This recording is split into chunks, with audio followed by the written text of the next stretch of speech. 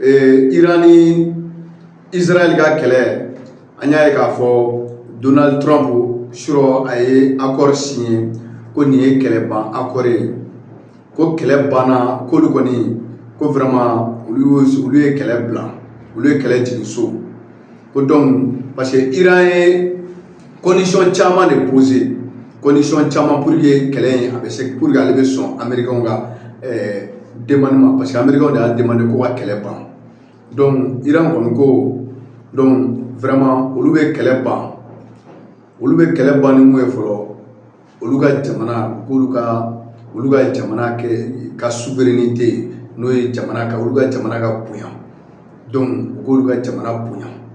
donc ale ni accord caman u ye accord caman signé a kɔnɔna na parce que hali détroit d'Ormuz pour que o k'o dayɛlɛ o kuman'o kan donc olu kɔni fana bɛna détroit d'Ormuz dayɛlɛ pour que bateau bɛ se ka tɛmɛ u bɛ se ka taa ni pétrole ye parce que américain ka base minnu tun bɛ o kɔgɔji da fanfɛla ninnu yɔrɔ dɔw la américain ye base in bɛɛ wuli ka segin n'a ye donc parce que o bɛɛ bɛ accord kɔnɔna na donc Israël ni Iran ka kɛlɛ an bɛ se k'a fɔ nin y'a nɔgɔlen mais comme u ye ko a prolonger u y'a prolonger c'est à dire kɛlɛ in u y'a jɔ fɔlɔ quoi ka taa fo kalo 2 la n'o ye 60 jours ye donc 60 jours in kɔnɔna na